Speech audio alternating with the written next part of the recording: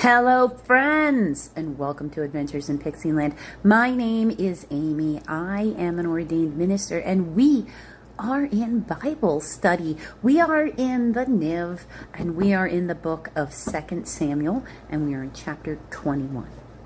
The Gibeonites avenged. During the reign of David, there was a famine for 3 successive years. So David sought the face of the Lord. The Lord said, "It is on the account of Saul and his blood-stained house. It is because he put the Gibeonites to death." The king summoned the Gibeonites and spoke to them. Now the Gibeonites were not a part of Israel, but were survivors of the Amorites. The Israelites had sworn to spare them, but Saul, in his zeal for Israel and Judah, had tried to annihilate them.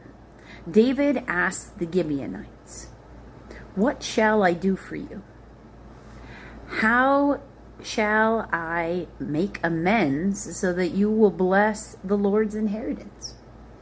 The Gibeonites answered him, "We have no right to demand silver or gold from Saul or his family, nor do we have the right to put anyone in Israel to death. What do you want me to do for you?" David asked.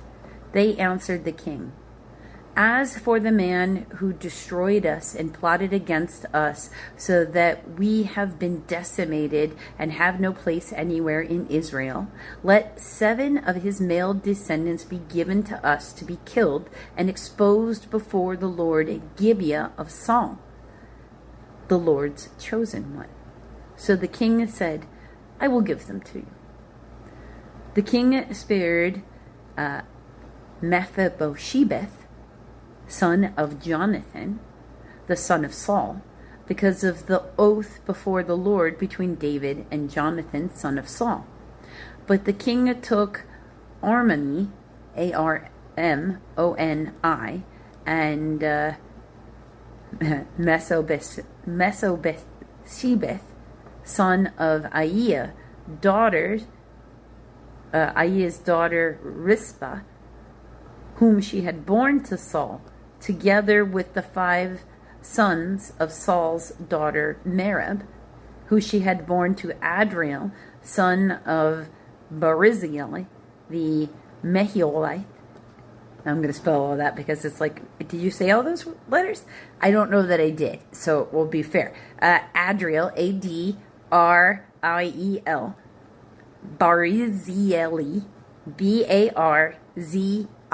Barzillai, and Meholathalite. Okay, I think I threw an eggshell in there. Mholatithite. He handed them over to the Gibeonites, who killed and exposed them on the hill before the Lord. All 7 of them fell together. They were put to death during the first days of the harvest, just as the barley harvest was beginning. Rizpah, daughter of Aiah, took sackcloth and spread it out before herself on a rock. From the beginning of the harvest till the rain poured down from the heaven on the bodies, she did not let the birds of the air touch them by day, or the wild animals by night. She protected the bodies of her dead sons. How sad. When David was told what Aiah's daughter Rizpah, Saul's concubine, had done, he went and took the bones of Saul and his son Jonathan from the citizens of Jabesh Gilead. They had been taken. They had taken them secretly from the public square at Beth Sha'an, where the Philistines had hung them after they had struck down Saul on Gilboa. David brought the bones of Saul and his sons, and his son Jonathan from there, and the bones of those who had been killed and exposed were gathered up. They buried the bones of Saul and his son Jonathan in the tomb of Saul's father Kish at Zelah in Benjamin, and did everything the king commanded. After that, God answered prayer. After that, God answered prayer in behalf of the land. So, ending the famine. Wars against the Philistines. Once again, there was a battle between the Philistines and Israel. David went down with his men to fight against the Philistines and became exhausted. And Ishbi Benob, Ishbi dash Benob, one of the descendants of Rahapha, Rapha, whose bronze spearhead weighed 300 shekels. We've got a footnote of 8, or about 7.5 pounds, or 3.5 kilograms. That's a pretty heavy spearhead. And whom was armed with a new sword, said he would kill David. But Abishai, son of Zeruiah, it's really how I would say that. It's Zeruiah, came to David's rescue. He struck the Philistine down and killed him. Then David's men swore to him, saying, "Never again will you go out with us to battle, so that the lamp of Israel will not be extinguished." In the course of time, there was another battle with the Philistines at Gob. At that time, Sibbecai, Sibbeecai, the Hushathite, Shushhathite,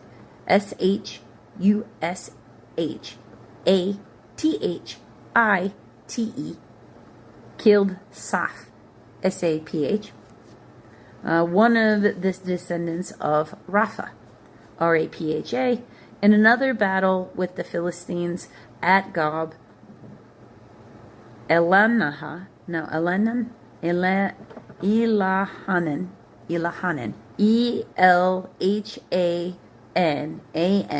son of Jaare, Jaare, dash, next word, Orgim, Ore, like ore in the ground, Gim, which has a footnote of B, the son of Jaare the weaver. So now we know what Origim it means. It means like the weaver. The Bethlehemite. Sorry, it's got a hyphen in the middle of a long word in another language.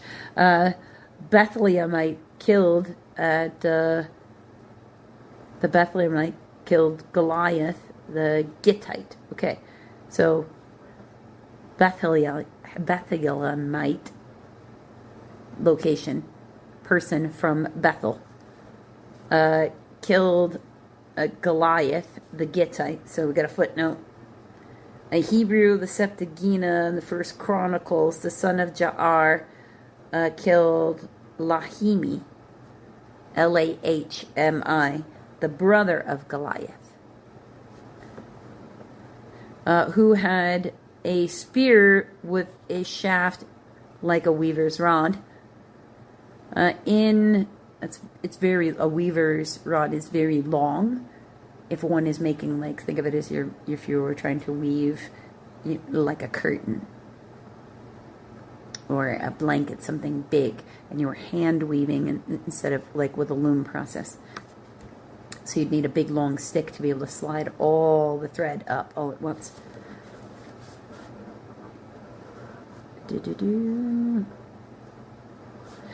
In still another battle, which took place at Gath, there was a huge man with 6 fingers on each hand and 6 toes on each foot, 24 in all. He also was descendant from Rapha. When he taunted Israel, Jonathan, son of Shimeah, David's brother, killed him. These four descendants of Rapha and Gath, these were the four descendants of Rapha and Gath, and they fell at the hands of David and his men. So, more than just Goliath, in the forms of what would be the giants, because these are all like brothers, because Rapha was also Goliath, was from the same. So, fell by David's men, including one of those brothers of David, because remember, David had several brothers. You know, he was the youngest of, I think, like 7 was the number. So, there you go. So if we want to find out, when we're almost done, we only got a couple more chapters left, and then we're on to the next book in the Bible, if you can believe that already. So, if you want to find out what happens in the next part of King David's reign, you're going to have to come back tomorrow, friends. Hello, friends! Bible study. The Niv, John, chapter 18. Now, we're going to do one, ultimately today, we're going to do 1 through 24, but we're not going to do this all in one video. We will do 1 through 11 in this video, and then we will do 12 through 24 in the next, because technically this is 1, 2, 3, 4 different parables we're talking about, but we're not doing 4 different videos.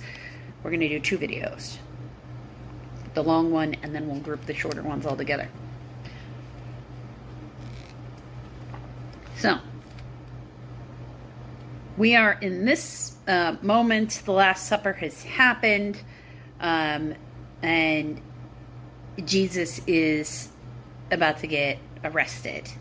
He and his friends have left where the Last Supper has happened, and he had finished praying. Well, we'll start there.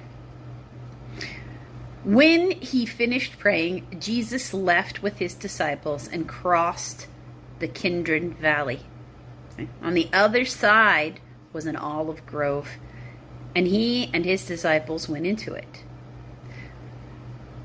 So in this instance, because what you'll be noting here in John is that we would jump. Verse 2 takes us jump in time. And that's a thing to note. Because in other ones, we have him off in that olive grove being tempted by Satan and coming back going, why are you asleep? Why are you asleep? But we don't have all that in here. Right? Now Judas, who betrayed him, knew the place because Jesus had often met there with his disciples. So Judas came to the grove, guiding a detachment of soldiers, some officials from the chief priests and Pharisees. They were carrying torches, lanterns, and weapons. So they're doing that because it's nightfall. And remember that very much so, in the world of love and light, in his thing, anything that you only can do under the cover of darkness is likely something you're not supposed to be doing. Only time that kind of strategic advantage thing is something that he says go do is when you are at war. So this isn't, he's just supposed to, like, in their eyes, because they don't believe he's the Messiah, he's just a rabbi. They're not soldiers. They're not carrying, lots of weapons. I'm not saying they're not carrying any weapons, because we know Peter has a sword.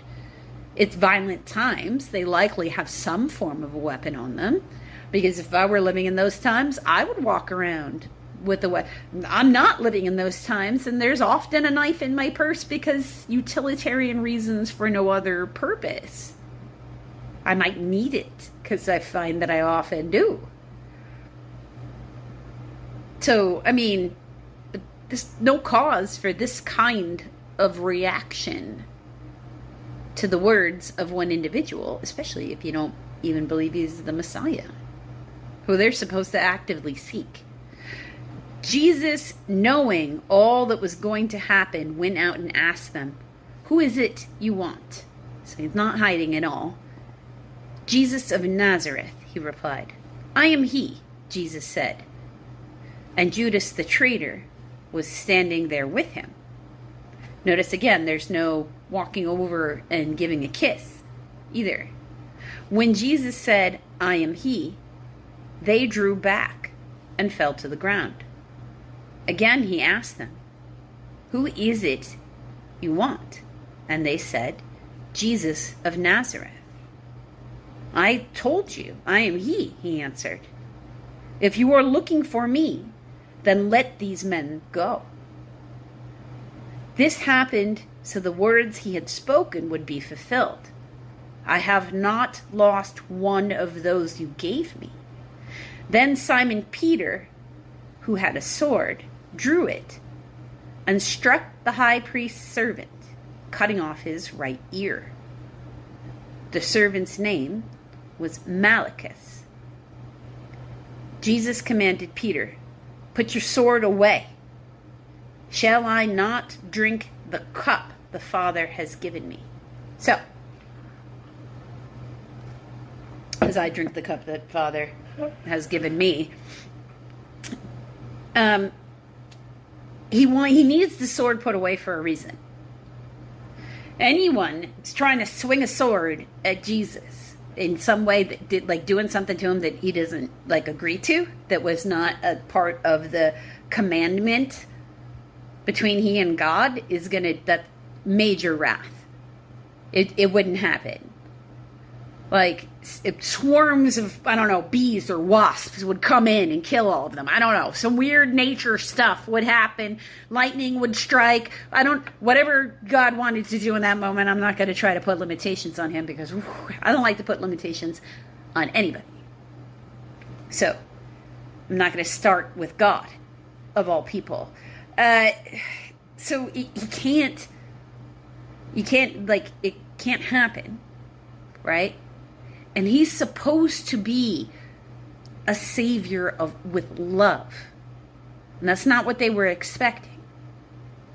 I've said that before. They're expecting to be able to go charge into battle with a sword. And that's not the kind of battle they're fighting. It's spiritual warfare. Spiritual warfare sometimes does spill over into the physical plane. But not this one. Because if there was a big bloody battle, and people did terrible things to each other, then Satan's dominion over the world holds. And what's more is the whole thing is lost before it can even get started.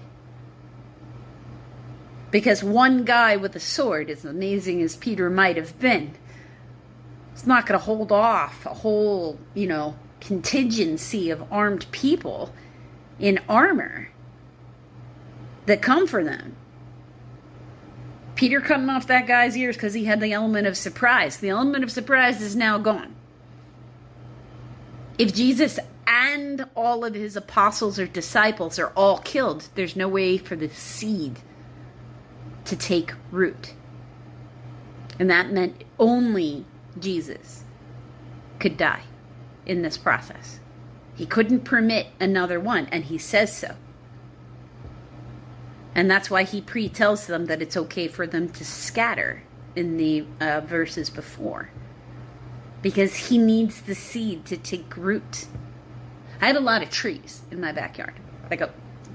There were 11 of them before I got here, and I like to plant trees. So I have a few more since then. So I think we're up to 15 or so.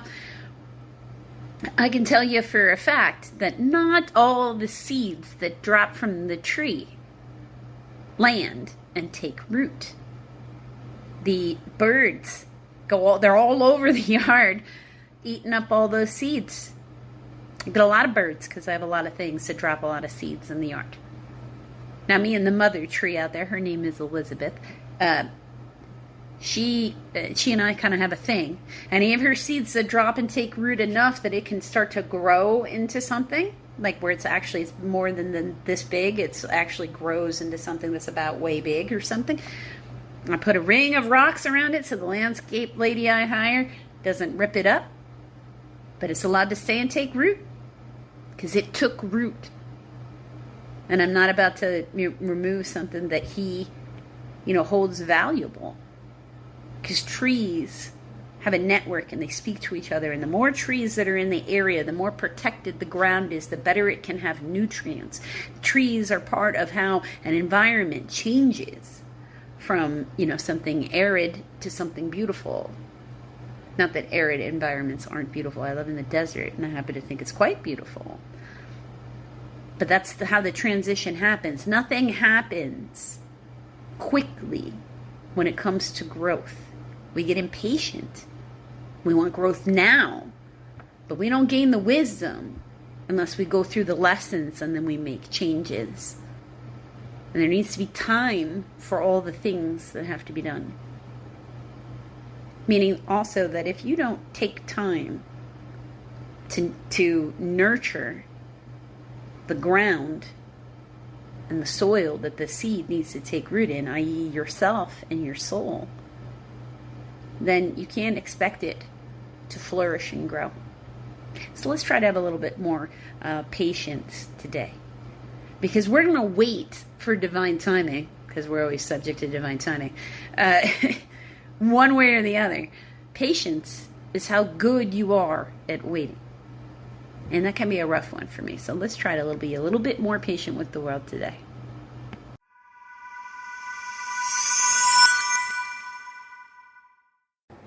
Hello, friends, and welcome to Adventures in Pixieland. My name is Amy. I'm an ordained minister, and we are in Bible study. We are in the Niv, and we are in the book of Psalms, book 5. We are in Psalms 119, and we are learning our alphabets. And I say it like that because each one of these little snippets, several, I'm going to say maybe 8 verses long, has a Hebrew letter at the top with the name of that Hebrew letter. And we are on the passage that is called Mem. And that is what Mem looks like. Okay. Now, Mem is the letter M. It is the number 40. It means water, mighty, massive, many, chaos, like the deep, which for them would be the Mediterranean Sea. Would be the deepest thing they would have seen, because not near an ocean or anything. To come down like downstream from a river, because wadis, they have that. All right, so, and now we read the poem part. So, oh, how I love your law. I meditate on it all day long. Your commands make me wiser than my enemies, for they are ever with me. I have more insight than all my teachers. Wow, that's quite a statement. I have more insight than all my teachers, for I meditate on your statutes. I have more understanding than the elders, for I obey your precepts. Who are these people that are around this person? I have kept my feet from every evil path, so that I might obey your word. I have not departed from your laws, for you yourself have taught me. How sweet are your words to my taste, sweeter than honey to my mouth. I gain understanding from your precepts. Therefore, I hate every wrong path. That's a statement. I hate every wrong path. Wow. Of course, this person is presuming they know every wrong path. But I usually hear that when I don't like to challenge Creator that way. Let's not challenge God into thinking, these are somebody else's words. Okay, anyway. Next part is none, like in Joshua, son of Nun. And it's actually spelled the same way. N-U-N, like Joshua, son of Nun. It is, it's also the number 50. It's a fish. To sprout, to spread, offspring, descendant, action, life, heir to the throne, faithfulness. So, I find that all very interesting like that because because it's Joshua, son of Nun. And the reality is Jesus is the Greek translation of Joshua. So, heir to the throne and Joshua. So, Jesus, heir to the throne. But Joshua, son of Nun, being who took over for Moses. So, a different kind of heir to the throne. Your word is a lamp to my feet, a light for my path.